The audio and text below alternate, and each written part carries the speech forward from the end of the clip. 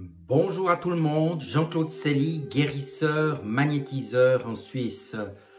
Nous nous retrouvons aujourd'hui pour le dossier numéro 2 de l'été qui aura pour thème la mort, symbole positif. Et oui, lorsque nous parlons de mort au niveau spirituel ou dans le domaine de l'ésotérisme, il faut bien se dire que cette dernière prend un sens tout particulier, la fin d'une étape pour passer par exemple à autre chose,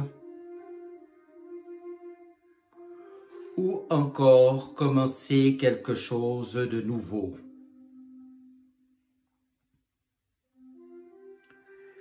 Par conséquent, si nous nous référons au chemin de la paix de Bendigo Ikoda, nous pouvons dire ceci. À chaque étape de l'existence, des vies s'éteignent en nous, toutes celles que nous aurions pu connaître en empruntant un autre chemin. Il nous faut mourir de nombreuses fois avant d'accomplir notre destinée, effacer patiemment toutes ces voies qui s'offrent à nous, à chaque carrefour du temps, pour n'en garder qu'une, celle que nous choisissons.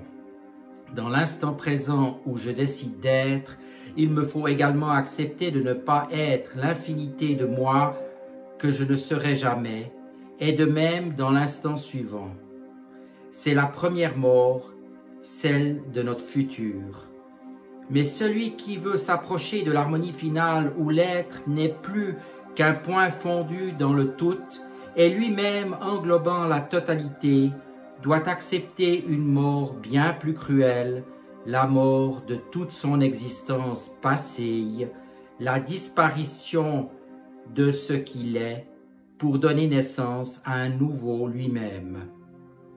Car de même que pour l'univers, la vie n'est pas concevable sans la mort, pour l'âme, la réalisation suprême ne peut exister sans le renoncement total.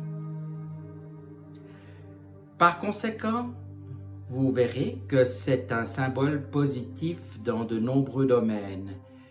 Elle peut annoncer dans les rêves la longévité, la richesse, la réussite, parfois des gains, et j'en passe.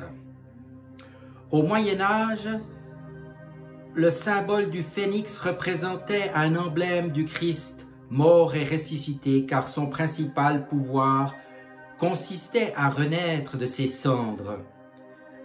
Ce qu'il faut surtout voir avec ce symbole, c'est la transformation et l'acceptation quasi non négociable d'accepter de mourir à l'ancien pour permettre sa renaissance flamboyante.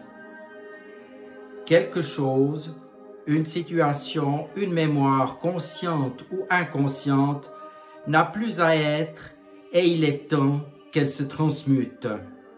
Nous devons l'accepter afin que cette nouvelle réalité dissipe des émotions qui doivent être écartées maintenant et immédiatement. De nombreuses sectes annoncent quant à elles la fin du monde, mais qu'en est-il? À mon sens, elles exploitent essentiellement la peur innée chez un grand nombre de personnes et c'est pourquoi des personnes souvent fragilisées pensent à tort avoir trouvé refuge ou réconfort, mais qui sera tout sauf bénéfique, car il ne faut pas dépendre d'une idéologie contraignante et surtout pouvoir garder son libre arbitre absolu. Les règles de l'univers, qui sont très subtiles et dont la plupart sont essentiellement énergétiques, sont les mêmes pour chaque être humain, animal, végétal ou minéral. Sans vouloir évoquer l'éventualité d'une fin de monde proche ou lointaine, nous évoluons désormais vers un monde nouveau que certains milieux ésotériques appellent le Nouvel Âge.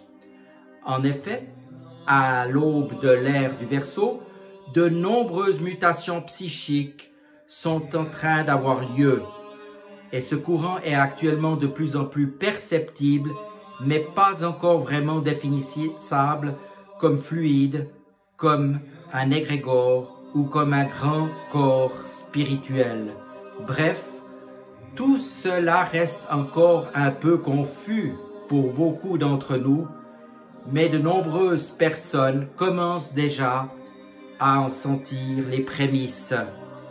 Soyez donc à l'écoute de votre moi intérieur et saisissez la magnifique occasion qui vous est donnée pour évoluer sur votre chemin de vie et peut-être aussi sur votre mission de vie.